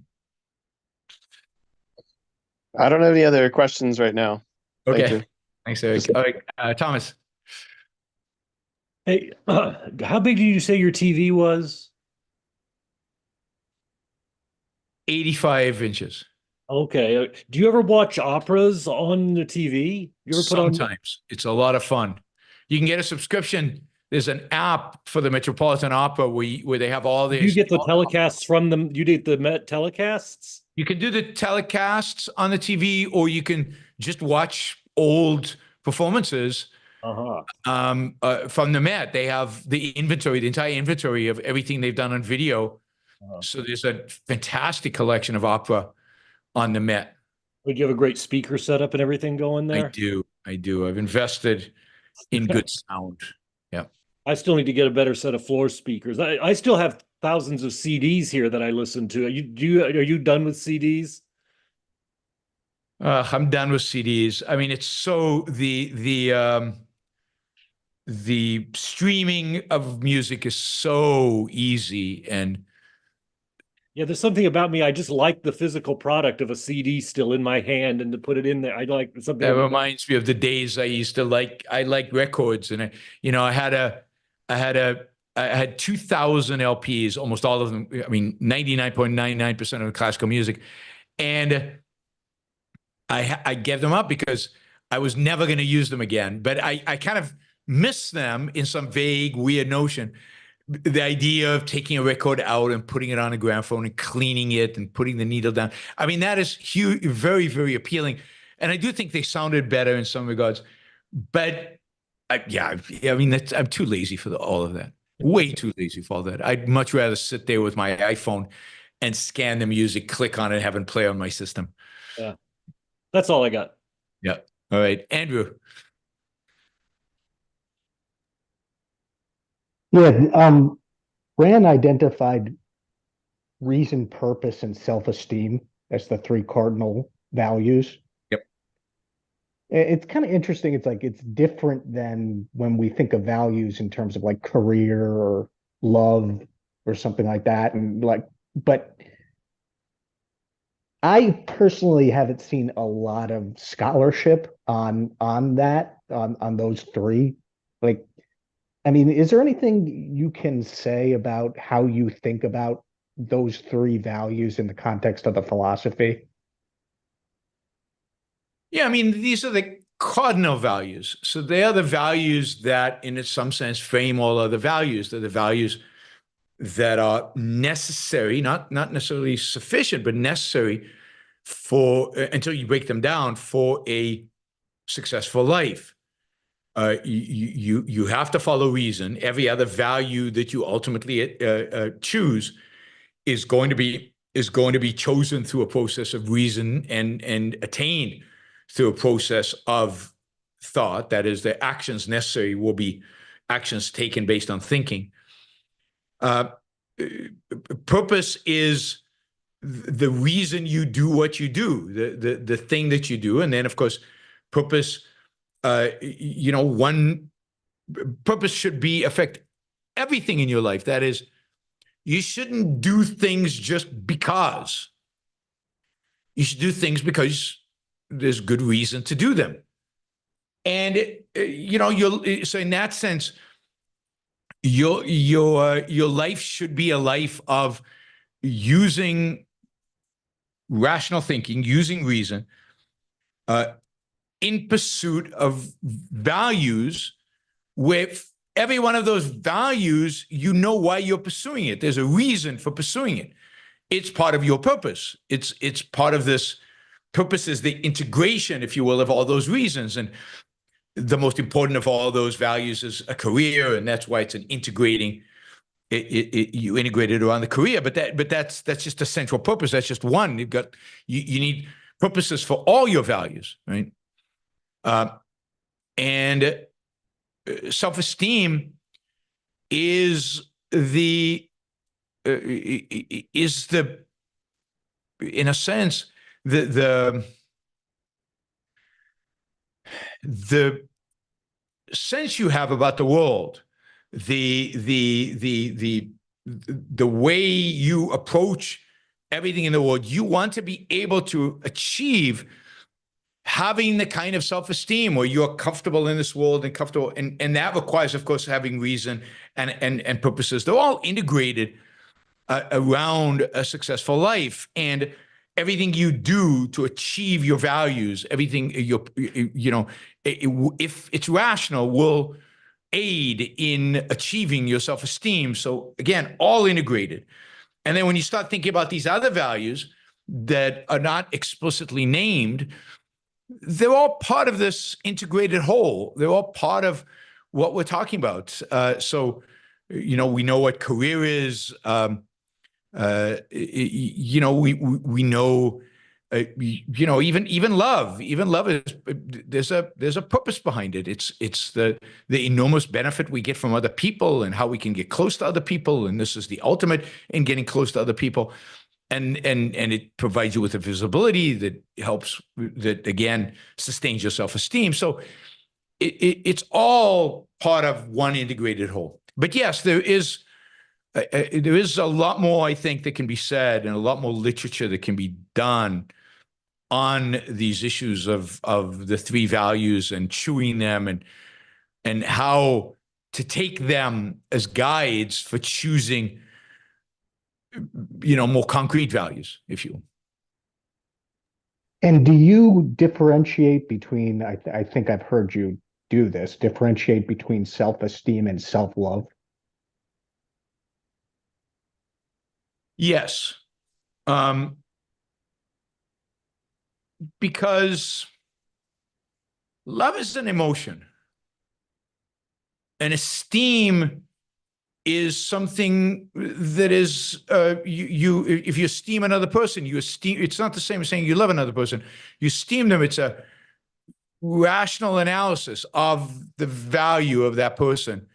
And the same with yourself. You gain self-esteem by by observing your own motives, your own method of functioning, your own life, your own achievements, your achievement of values. So the esteem is, in that sense, kind of earned through a process of reason, and it's not just an emotion you have. Not that there's anything wrong with emotion, but I don't know. Love is, I mean, you can say you love yourself, but it's, love is an emotional response to another, typically. And an emotional Would you response. say this is more like a relationship? What's Would you that? say it's more like self-esteem is more of a matter of the relationship between you and reality? Yeah, I think that's right. I think that's right. Okay. You and reality, you and your values. Yeah. Got it. All right. Thank you. And love is about your relationship with somebody else. It's like, people talk about self-ownership. But I mean, what does that even mean? What does it mean to own yourself? I mean, you are the entity that is doing the owning. Yeah, that's like a truism. Yeah. So there's a sense in which, I don't know, self-love has elements of that, I think. Right. Got it. All right. Let's see. Hopper Campbell says, will a part of you be relieved if Kamala wins? Look, I'll be disappointed no matter who wins, because I want them both to lose. So it'll be a disappointing night no matter what happens. And that's how I experience it. I'm pissed off no matter who wins. Ginger, it looks like you were right that Biden's friends and family were too chicken to tell him he was failing. Very smart of them to encourage him to debate. I guess they did that in order for him to realize how pathetic how bad of a position he was really in. Clark, do you have to be super smart to make a lot of money? I know a few wealthy people who don't strike me as particularly intelligent. Maybe in one dimension, they can do something extremely well. Yeah, I don't think you have to be super smart. You have to be smart to some extent, and you have to have some ability in some realm that makes it possible for you to excel and to compete with other people. But the whole issue of what does it mean to be smart, what does intelligence actually refer to, is an interesting question. I don't have an answer to it. This is why I don't particularly like IQ tests. IQ measure a particular type, if you will, of intelligence. It doesn't measure who you are and what you are. By the way, IQ is not very highly correlated with wealth.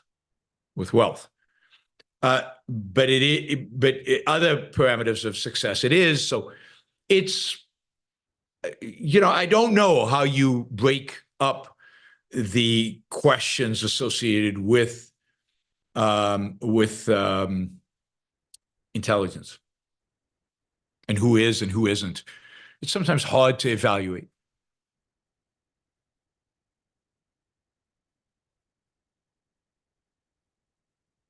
Liam, do intellectuals think they can defeat Christianity but not Ayn Rand? Why? I don't think they think either of those things. Some intellectuals think they can defeat Christianity, but I don't think they even consider Ayn Rand. I don't think they consciously think about Ayn Rand and say, oh, we can't defeat her, we better fight her. I think it might be implicit. They recognize her as a threat, but I don't think they think it. I don't think they verbalize it in any kind of significant way. So I don't think they think about it.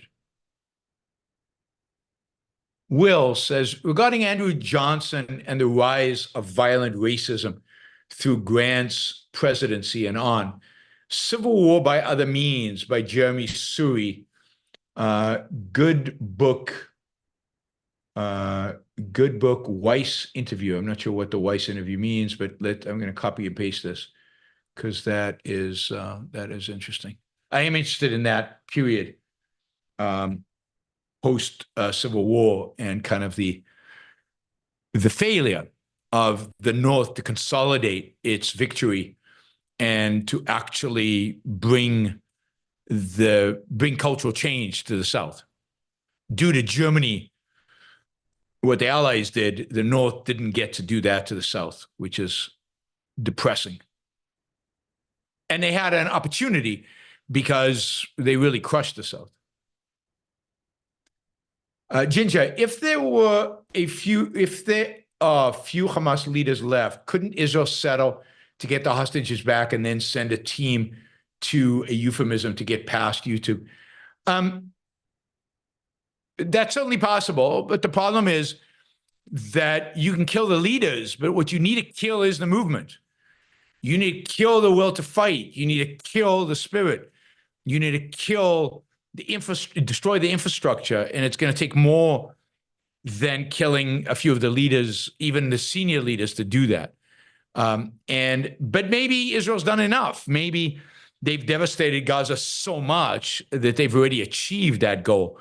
I'm not sure. I'm skeptical, but maybe they've already done it. Maybe they can cut a deal now, and it'll be good enough. If I were in charge, one option is to cut a deal with Hamas, get the hostages, and then renege on the deal. And crush them, even though you promised not to. I mean, I don't think a deal cut with evil under duress, under the threat of force, should be and is in any way enforceable. Lie to them. It's okay to lie to murderous barbarians. Michael, is the cost of living in Houston significantly less than New York City because of demand or lack of zoning regulations? Oh, no, it's not demand. Houston is the fastest growing city in America, I think. Fastest growing large city in America. So it's not demand, it's zoning. It's the fact that demand is immediately met by supply, and demand and supply are matched. So no, it's all about supply. It's all about regulation. Hiram, please don't take this the wrong way. Yaron. Jared Kushner was well known to use a cell app that could be hacked by Middle Eastern affairs. Why didn't Amman Intelligence put a stop to that?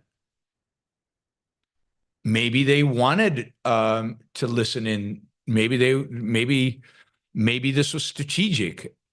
Maybe they wanted to listen in themselves. I don't know. I have no idea why they didn't. Generally, I think Israeli intelligence wants everybody to be on an app like that because they want to hear everything that's going on. And they have the best signal technology probably in the world, or at least as good as the Americans, maybe better. The only thing they don't have is access to the same level of sophistication of satellites. Michael, does Israel have to invade Lebanon at this point? Well, I think so. I don't know if Israel thinks so, if the government thinks so, but I think so. I think they have to. They have to assert themselves. They have to kick the Hezbollah far away from the border, and they have to destroy their infrastructure and, if possible, their leadership. But that would require them to go to Beirut, which I don't think anybody in Israel wants to do. But they need to. But they won't. They won't do it. They won't do it. Even in 1982, when Israel did go to Beirut, they only went to Beirut because Arik Sharon, who was the defense secretary, lied to the prime minister and told him he wasn't going to Beirut, and then went there anyway, right? Told the military to go there anyway. And prime minister, who was Begin at the time, was already old enough and weak enough that he never stood up to Sharon and just let him get away with it. But it was a deception. And from the beginning, Sharon knew you had to go to Beirut. That was the only way to win that war. He was right. The mistakes were made afterwards. The mistakes were made on the way out of Lebanon, not on the way in. All right, we'll do one more round with our panel and we'll call it a day. So let's start with Adam. If you have questions, guys, no pressure. Yes. What is your take on the bureaucratization of the military in Israel, in the United States, and in fact, most of the West? I can think of Poland as the only example where the military has not been bureaucratized. Other than that, it seems to be a Westworld-wide phenomenon. I mean, it's not surprising. This is what happens when government grows and gains more influence in a culture, and budgets are huge, and you get entrenched pressure groups, even in the military, and there's no kind of honest accounting, and nobody seems to care, and the civilians don't care because government is intruding on their rights in so many different places. They don't have the time or the energy to focus on the military and fix it, and so it's not surprising at all. It is a consequence of the mixed economy. It's a consequence of government doing too much and therefore creating all these distractions, and so it does not anymore do what it's supposed to do well. It stops being able to do even that. So it's pathetic and sad, but it is true, and it's certainly in the American military. Think about just the amount of money that the American military spends, and how much potential there is for fraud, and then the incentive is to create a bureaucracy to protect us from the fraud, and the bureaucracy, of course, consumes its own resources. And there's almost no protection from fraud as a consequence. It's just a mess. And there really is no way around it. And how about how this played into the October 7th scenario, where Israel knew from history that its enemies will attack when the soldiers are on leave for the Jewish holidays, and the upper echelons of the Israeli military just disregarded underground intelligence from the Gaza Strip because they wanted to take the weekend off. Yeah, I don't believe that. I mean, I think the failure was a political failure first and foremost. This is why I put so much responsibility on Netanyahu, because I think it was a political failure. Israel put itself in this position. I also think it's a failure of overconfidence, of arrogant overconfidence, of this feeling that the enemy's stupid, we're smart. They won't even try that. They wouldn't dare. We have cowered them into they'll drop a few missiles once in a while, but they're not really want a war.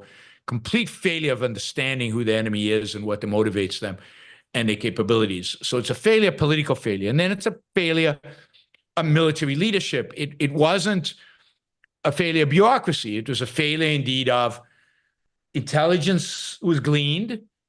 It was pushed up to the right people. The right people got the intelligence, and they chose to ignore it. They chose to analyze it in a way that was wrong. They didn't take it seriously. Again, the arrogance.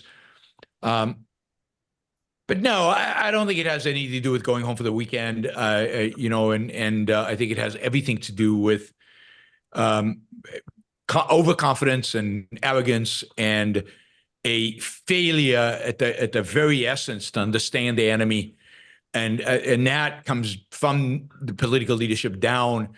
And that has evolved over many, many years. It didn't happen in a short period of time. But, I think the only two guys have actually resigned from the Israeli military: the head of intelligence, who was part of the decision-making not to take the threat seriously, and the Southern Command, which again was part of that. And I don't think anybody in politics or anybody more senior in the military is going to take any responsibility. It's pathetic and sad. So I think it has to do with, and that's part of the reason for bureaucratization. Once you're arrogant, you start caring more about processes than about actual action. And if you think that you're not really being threatened, you can afford to create bureaucracies. And I think Israel felt itself way too safe. Way too safe. Thanks, Adam. Steve. I just want to say, since St. Augustine came up again in your discussion about who the vice president is, Dr. Ben Bayer has an extremely excellent talk you can find in the Ayn Rand Live podcast channel, where he really digs into who Augustine was and really how he has really shaped things. I think it's something that you mentioned periodically in passing, but people, or maybe more than passing, but if people want a really hour-long deep dive into that, I highly recommend. Yeah, and I agree completely. It was an excellent talk. Excellent talk. That's all I got for you. All right. Amlan. Yeah, Yaron, what do you see as the proper role of this pardon authority? And I'm not sure I completely understand Authority? how pardon authority, like, Oh, the pardon. U.S. Yeah. president can pardon people. I believe Yeah. governors can Yeah. pardon people. I don't know if your local dog catcher can pardon people. I'm not sure how it works exactly, but it seems to be that if it's a state law, the governor can pardon, and federal Yep. law, president can pardon. Is that how it basically works? And I think so, yes. is it a valid authority to have? I think what the founders wanted there was to have a means by which to address grave injustices that had somehow slipped through the legal system. Okay. And to give somebody a final kind of, yeah, this is really wrong, And so I understand it as that, and I think it's legit as that. But it's out of control in the sense that it is clearly done for political favors, for ideological reasons, for all kinds of things that have nothing to do with injustice necessarily. So I don't know how you get around that. I think that this is another example, as if we need more, of if you elect corrupt politicians, you're going to get corruption. Right. There's just no way around it. And they use, unfortunately, because we have corrupt politicians, they use the laws in corrupt ways, and the pardon laws are just one of those many ways in which they're being corrupt. Right. So I think there's legitimacy to it. Yeah. I wish it was more narrow, but I don't know how you would do that. Yeah. And at the end of the day, if you get corrupt politicians, no narrowness will ever help. Right. I mean, I guess the argument people make is, well, you'll pay the price the next election. Like maybe, was Ford pardoning Nixon, If that only. was, did it affect his election? But I mean, everybody says that, and it's like, give me a break, Yeah. And a lot of presidents do it on the way out. So they Right. pardon people on their way out. So they're not going to be elected again. Right. So Right. there's no way to address it other than to elect people with character, which people used to talk about character as important for presidents. No more. Yeah, it's funny how that all disappeared. Eh? And it disappeared on the Republican side. They were the ones that made a big deal out of character, particularly when Clinton was around, yeah, and it's completely gone. It's completely. I know, it's funny. Great, thanks, Yaron. Let's see. Eric, I assume no more questions. Correct. Thomas?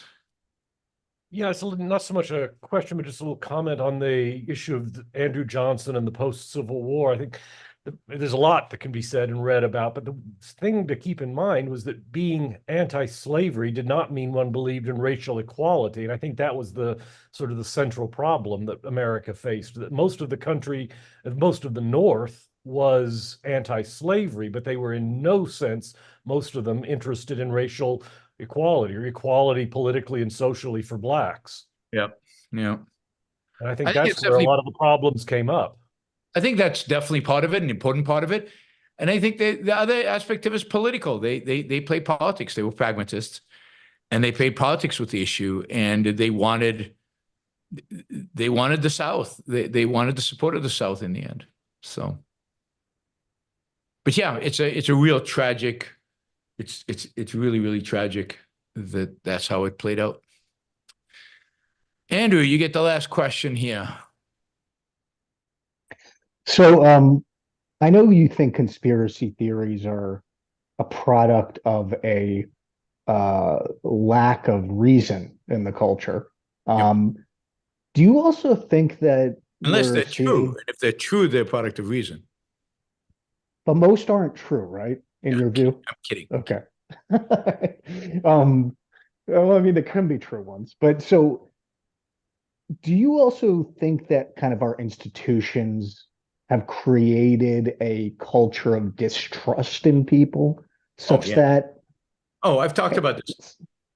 No question. It's huge. I mean, I think that, you know, when our politicians lie to us, when our universities are completely teaching people complete garbage, the people lose confidence in the experts. They lose confidence in what the politicians are telling them. And they can't believe when the mainstream media is as biased as it is, they lose confidence in the media. And then it's a free fall. Then you can invent anything you want. You can make up everything you want because it's a free fall.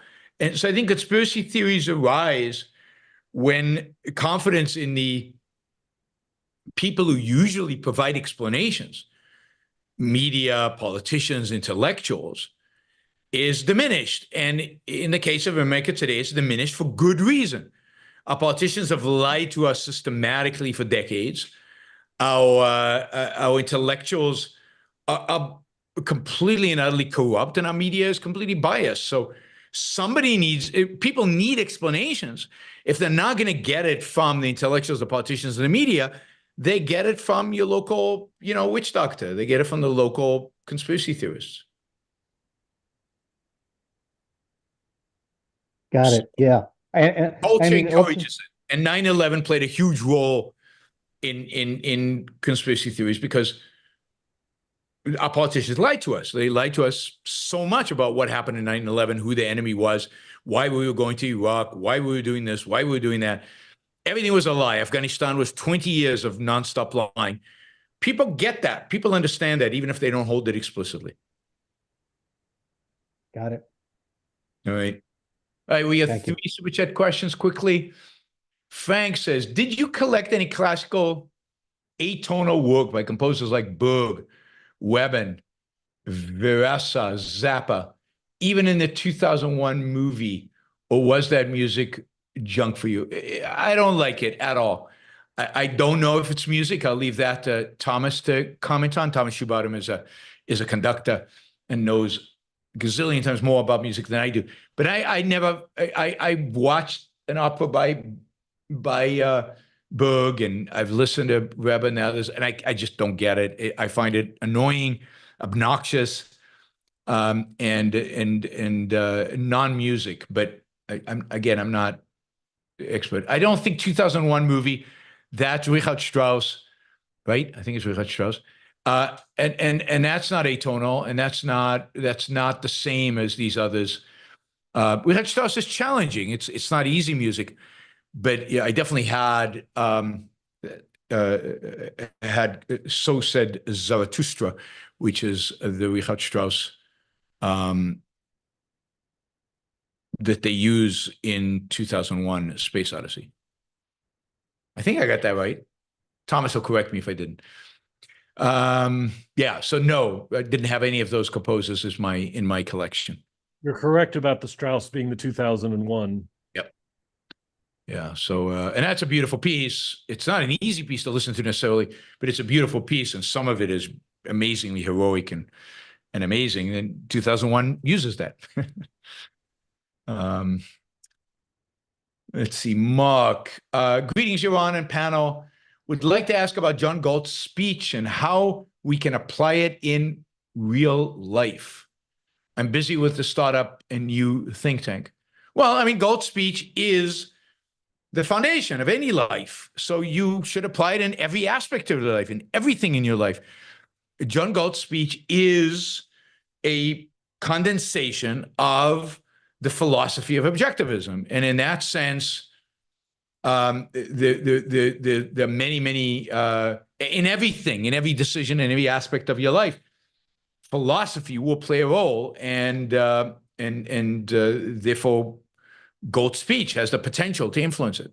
So use Galt's speech as a philosophical guide. Jacob says, my company rates employees on PI, performance, image, exposure, a third to each, supposedly. How do you judge this system? I hate it personally. Yeah, what does image even mean? And what does exposure mean? Yeah, I get performance, but I don't understand image and exposure. These strikes me as wrong in some kind of fundamental sense and non-objective in terms of measuring your performance. I'm with you at hating it. I would hate it. David, with our last minute question. Thank you, David. Is it possible Israel is underestimating Hezbollah's capability? Can the IDF destroy them completely? No, I don't think Israel is underestimating Hezbollah's capability. I think it has a good sense of their capabilities. Can Israel destroy them completely? Yes. Will it destroy them completely? No.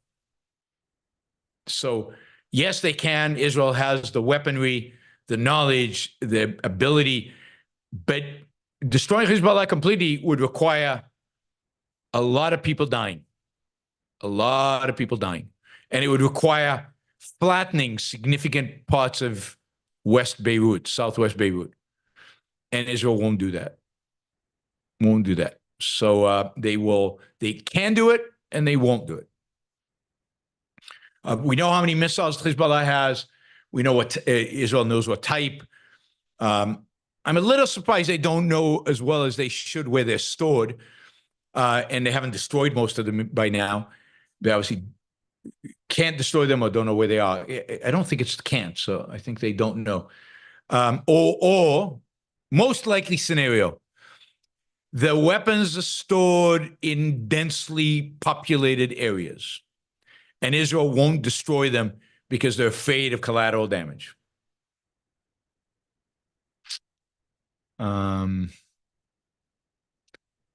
So, yeah, hopefully I answered. Daniel says, question for Thomas Schubatum. In what ways was Beethoven innovative? This is How many minutes do I get? Yeah, you got 5 minutes, so or less. It's hard. There's a lot to sense of how he handled form and what he expected out of an orchestra, but what he thought about the expressive potential of music. I mean, I could talk for hours on each of these topics. How he regarded his place in the world as an artist. Yeah, that's right. Compared to how composers previously saw themselves. I mean, all of these things, Beethoven was a seismic change. And I don't mean to slight the composers before him. I love them too, but he is definitely an enormous innovator in almost every way. Yep. Especially with regard to instrumental music. The idea that instrumental music could be on a par with opera in terms of drama and kind of expressiveness that that symphonic music could be as expressive as, say, a solo performance, or as expressive as a string quartet. I mean, there's just so many things that we can point to, and I can't. How much time do I have? I've Yeah, you given need talks you need on a whole this. course for that. But yeah, he revolutionized music, both as an art, but also the way it's viewed in culturally. Right? He's one of the first to really make a business of music too. Right? He makes a living not by just coddling the aristocrats, but actually selling tickets. Yeah, but he did have a coterie of aristocrats who did provide him with kind of an annual subsidy. But yes, he did. Yeah, but do he's a transition figure from the people who are completely dependent on them to kind of, he sold sheets of music, and the middle class in that period started buying music. And yes, by the time you get to Brahms or something, Brahms is selling a lot of his music. Brahms does survive by selling his works. Yep. Yeah. So Shosbot says, would Beethoven have been even better if he wasn't deaf? Didn't seem to affect him at all. His inner musical hearing was so strong. His inner musical hearing was so strong, it didn't change him. Yeah. Yep. He continued to write fantastic stuff, even though he couldn't hear it in the real world. It's pretty amazing. I can't imagine being able to do that. All right, everybody. Thank you. Thanks, Thomas. Thanks, everybody else. Thanks to all the super chatters. Really appreciate it. I will see everybody on Monday. Oh, we've got Adam Ossoff on Monday evening at 7 p.m. to talk about his trip to Israel and to talk about legal issues, IP. Why is insulin so expensive? Is it the evil drug companies? I'm sure that'll be Adam's answer. So join us on Monday evening at 7 p.m. We'll be interviewing Adam. At 1 p.m., we'll be doing our usual news show. See you all then. Bye, everybody. Have a great, great, great weekend.